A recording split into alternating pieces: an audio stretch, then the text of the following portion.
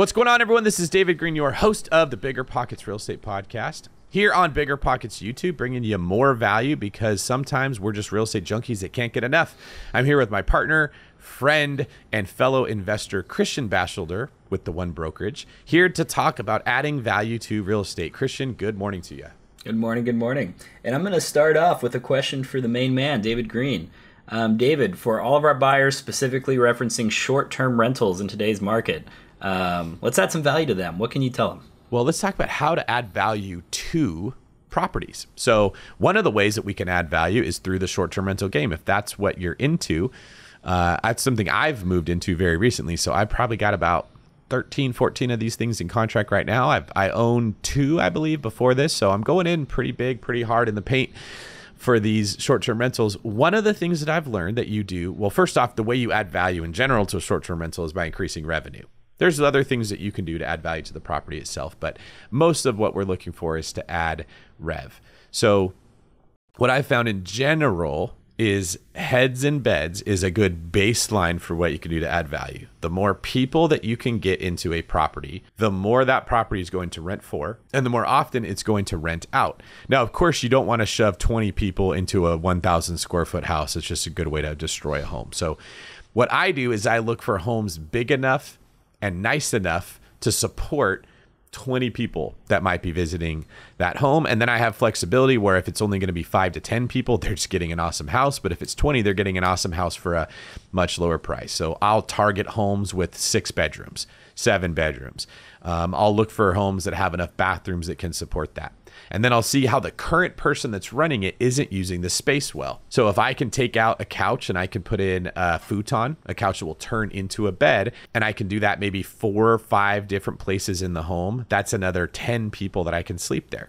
If I can take out a twin bed and I can put in a bunk bed, now I have either 2 kids can sleep there or 4 kids can sleep there if I make the bunk bed big enough. One of the things that I'm doing in the Smoky Mountains is I've got some A-frame homes. That's ones where the roof is sort of like pitched like a triangle. And one of the issues with those is when you get into the top of the house, like in the middle of the room, you're good. But as the roof starts to taper more towards the floor, you start getting this space that's completely useless.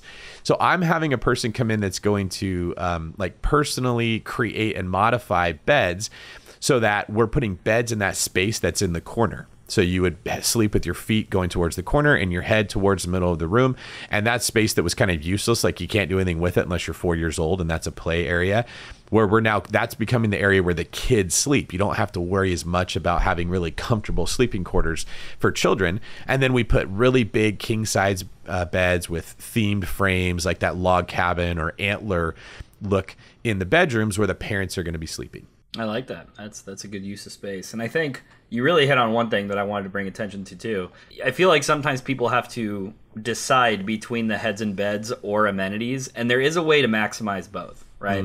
Not only can you have 20 people in a property, or maybe the ideal people is 12, but maybe they also have a pool table, right? Maybe they also have an in-house movie theater or a below-ground pool or something that is, you know, activities for 12 people to do in a house, because that's a lot of people in one building, right? So I think that's something that's easily overlooked by, oh, let's take out the pool table and put bunk beds, whereas that pool table may have some value for the people staying there, right? That is a great point. So on 2 properties that I'm thinking of off the top of my head, because I'm adding futons and bunk beds into the homes, I can take one of the bedrooms and turn it into a movie theater room. I love that. So that becomes an amenity, right? So I don't need that 6th or 7th bedroom. I turn it into a theater room that shows up great in the pictures. It gives the kids something to do so that the parents can be left alone. I believe you actually went with me to one of the houses that I have in mind. It's like 3 levels. Remember that one? Yep, I know the one you're referencing. People are going to be wanting to take pictures and market your property in the in-house movie theater, right? That's what the goal is, right? So this particular one has 3 levels. Every level has 2 bedrooms in it, and each bedroom has its own bathroom. Then it has like a common space. So for that property, it's kind of just like on one level they have a ping pong table, on another level they have a pool table, on another level they just have like some couches and a really old TV. Yeah. So that property rents well because it's big, it can fit a lot of people, it has awesome views. But they're certainly not maximizing it. They're not doing anything to add value to that property. So my plan is to go in there, and you actually had a really good idea. take out some of those couches on the first floor and put a huge table where the entire family can come to eat, or the entire families can come, and then move stuff around so that we're going to take out where the TV currently is. We're going to mount it on the wall to make space and then put some couches there. That's going to be where like the older generation is going to be hanging out. They're not going to want to go up the stairs. Then they're going to go up one level, and this is going to be an area that we're going to modify for the adults, where it has a bar that we're going to modify. We're going to build out that bar. We're going to put some bench seating around the windows. I'm going to bring in more furniture. I have a pool table. I have an air hockey table. Then you go to the top floor, and that's going to be like a kid's paradise. We're putting a bunch of bunk beds because kids don't care about sleeping out in the open. And then a bunch of arcade games, a foosball table, some video game areas. Like, you can just stick all the kids in the top area where it's the hottest, and the parents don't want to have to go. They will have a blast up there. There's going to be a movie room made out of, or no, sorry, in this property, the movie room won't be in a bedroom. The movie room will be in the basement. So we didn't get to see it, but this property actually has a basement that we didn't notice. I saw it after we left. And it's big enough that you can stand up and walk in that basement. And that is going to be what I black out, put in really cool lighting, put in a big either projector screen or a really big screen TV, build in some movie theater seating, and it's going to be nice and cool. And so that's where we're going to have a movie room. That's going to show up great in the pictures. They're currently using that space for storage and nothing else. It's just kind of wasted. Yeah. So this is an example of how I'm taking a property that already was profitable. I'm buying it based off of the revenue it's making now, which means I got it. I think I got it for $150,000 less than it appraised for. So that part came out pretty well.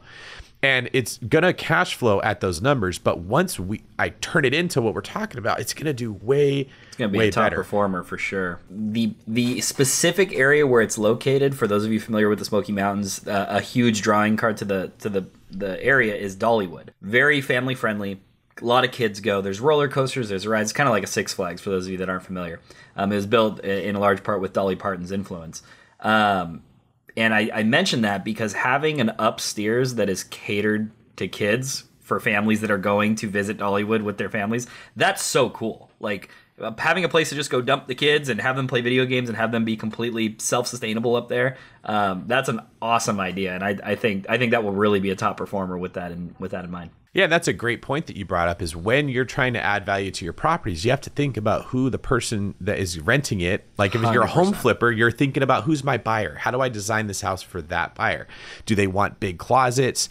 Do they want more bathrooms? Do they want open concept? Well, for us in the short-term rental game, who's the person renting this? Is this going to be a bunch of like a bachelor party type of a home? Is this going to be a budget traveler? Is this going to be a bunch of kids and families? Is it going to be one family, or is it going to be three families that are all going to make memories together? How do you get them to want to keep coming back?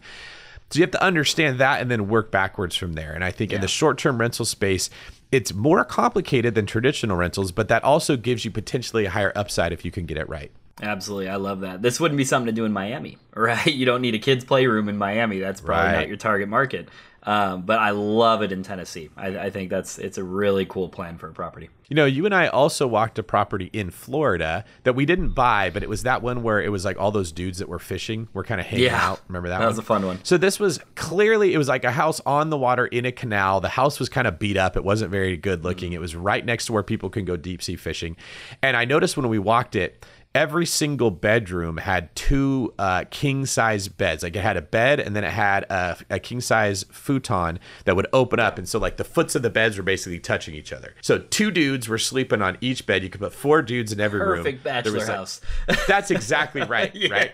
And I was thinking, on the water, fishing, it doesn't make any sense to take a house like this and fix it up and make it nice, because these guys are just going to trash it every time they come, and they don't care. They're not going to be in the house. They're just there to sleep and eat, and then they're out fishing. So you probably want a huge TV and a bunch of furniture that is old and beat up and isn't going to get hurt, and then you just shove beds in all the rooms, and that's the strategy that you use for that property. And they were loving it. Those guys were having a blast. Oh, they were telling us, like, we love this house. We're coming back next year. They were cool dudes. We could have went fishing with them. Those guys were like, walk around. You guys want to eat? It was funny. For those watching, we actually toured the property while the guests were there, and they were all about it. They were like, come on in, we're cooking fish right now. It's a fun experience. That is exactly right. So what I'm noticing is, as the market is correcting, as it's softening as sellers don't have the leverage that they used to have when rates were low and everyone could qualify.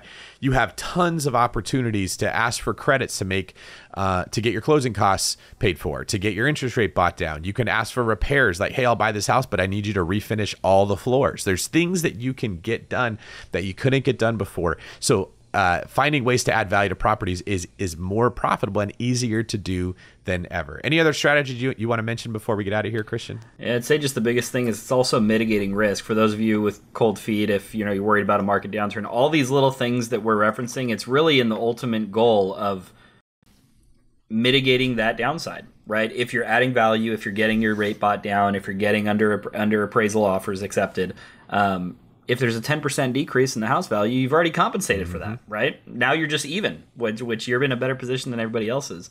So that's, when you're able to start using those strategies, and then in 4 or 5 years, you can go refinance to the 3.5% rate anyways, you got the best of both worlds, right? That's a great point. And what I'm avoiding are the cookie cutter cabins in the Smoky Mountains or the track houses in the suburban neighborhoods. The stuff that has always been around that people were fighting for in droves when rates were really low.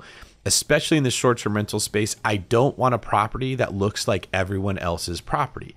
So a common question I'll get asked is, well, what are you going to do if travel goes down? I'm like, I'm expecting travel to go down. I think that's going to happen. I'm putting a lot of money away in reserves. At the same time, I'm looking for properties that are unique and different. Yeah. Right? There's 100%. Not a ton of 4,500 square feet, 6 to 8 bedroom cabins out there where 20 people can go and they can stay for $100 a night each or something like that, versus these cookie cutter properties, these 2-bedroom cabins, and they're everywhere. They're a dime a dozen, and I think those ones are going to get hit harder. So even though it might feel safer to go after those cheaper homes that you're like, well, the price is lower, the ROI is going to be better, I think that's the first one people skip over if there's less travelers and they can have their druthers. What's your thought? Because I know you travel quite a bit and you stay in Airbnbs all the time. Yeah, I couldn't speak more. I'm a firm believer in investing what you believe in, investing in what you believe in, excuse me. But, I don't want a house that I don't feel I would stay in. If I'm going out and traveling, we stayed in one of my cabins and it was awesome. It was a great place, right? I still think about that place. Yeah, we had an awesome time. The views, everything, like that's the place that if travel goes down, that's not going to be the first one that gets cut. Somebody's still going to want to be there, right? And I think investing in that mindset, it's going to, once again, I sound like a broken record, but it's mitigating that risk, right? If you're in the bottom 30% of Airbnbs and you look just like everyone else, you're probably going to be one of the first ones to get cut, right? Whereas safer is not always cheaper, guys. It's just not. A lot of times it's actually the inverse. That is a great point. All right. So if somebody wants to rent one of our cabins, if somebody wants to bring a deal to us that they need help closing on, if somebody wants to have us look at their loan or get them pre-approved to buy or connect with one of the realtors we have, there's all kinds of things we can do to help people. How can they get a hold of you? Yeah, just reach out. Christian at theonebrokerage.com, all spelled out, THEONE brokerage.com, or theonebrokerage.com is our website. Guys, I can assure you Christian is an animal. He is an incredibly productive man. This is why we became partners, because somebody has to be if they want to keep up with the world that I'm building. And so reach out to him. We've had people that reached out to us and said, hey, I don't have enough funds to close on this property, and we figured out a way to make it happen. We've had people that reached out to us and said, I can't get financing for this deal because of this reason. Christian is the miracle maker. We call him the mortgage messiah, partly because he looks like Jesus and partly because he saves deals all the time. So I'm very proud to call you a partner and a friend, my man. Thank you for joining me on this episode on BiggerPockets YouTube. Guys, if you want to get a hold of me, you can DM me at DavidGreene24 on all social media, or you can reach out to me through BiggerPockets. If it's a business thing, find my email on my Instagram and you can message me there. Thanks again for listening to this video. We hope we brought you value. We hope you leave thinking, you know what? I wouldn't have heard that anywhere else, because that's how awesome BiggerPockets is. Let us know in the comments what you liked about this or what you do to add value to your properties. We'll see you on the next one.